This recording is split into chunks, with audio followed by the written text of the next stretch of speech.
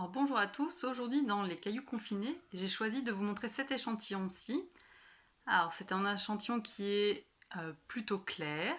avec des formes assez caractéristiques ici, des craquelures. Il est aussi assez dense.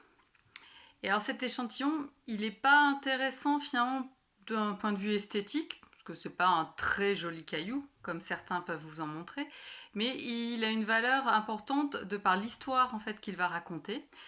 En effet, cet échantillon, c'est un échantillon de dôme de lave qui vient du dôme actuel de la montagne Pelée en Martinique.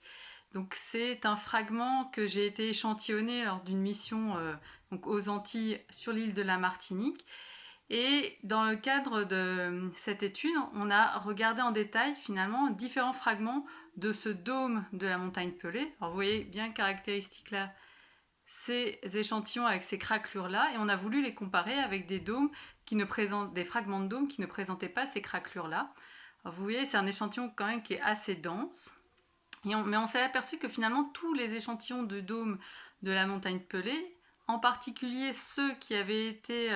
mobilisés, émis lors de la fameuse éruption du 8 mai 1902, cette éruption qui a fait 30 000 morts, cette éruption a rasé la ville de Saint-Pierre et de Morne-Rouge et c'est une des éruptions emblématiques pour les volcanologues parce que c'est une éruption qui a tué directement plusieurs dizaines de milliers de personnes directement par le phénomène éruptif.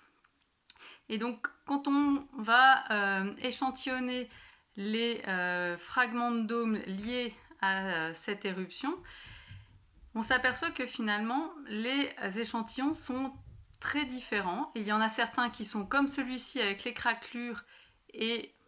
assez denses, et d'autres qui au contraire restent vésiculés, c'est-à-dire qu'il y a pas mal de bulles encore à l'intérieur, et donc ce fragment n'a pas perdu tous ses gaz, le magma n'a pas, lors de la remontée, comme ce qu'on attend d'un dôme de lave, finalement, on attend que lorsque le magma remonte dans le conduit d'alimentation, les gaz s'échappent du magma, et donc on a un magma qui arrive en surface qui est très riche en silice, c'est pour ça qu'il est plutôt clair,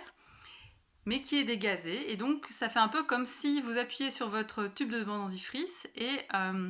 vous avez votre dentifrice qui s'accumule au point de sortie. Mise en place dans le dôme de lave, c'est la même chose, votre magma visqueux mais dégazé arrive en surface, un dôme croît,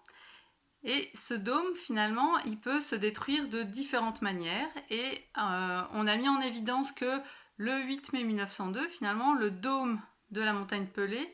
a explosé, donc il y a eu une phase explosive qui a détruit ce dôme, ce qui est finalement le cas dans de rares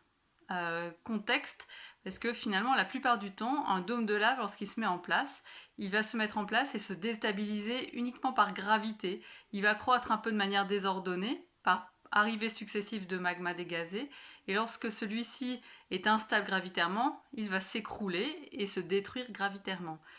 Mais dans de rares cas, on a montré que finalement, le dôme pouvait avoir une phase explosive, entrer en surpression. Alors c'est le cas quand le dôme est assez finalement petit, il peut rentrer en surpression et exploser. Et c'est ce qui a donné cette explosion dirigée latéralement bien en direction de la ville de Saint-Pierre lors du 8 mai et qui a complètement rasé la ville et tué tous ses habitants. Donc les échantillons en fait ne sont pas forcément beaux uniquement d'un point de vue esthétique, mais également de par l'histoire finalement qu'ils peuvent raconter et les implications en termes finalement de surveillance et de connaissance du volcan qu'on étudie.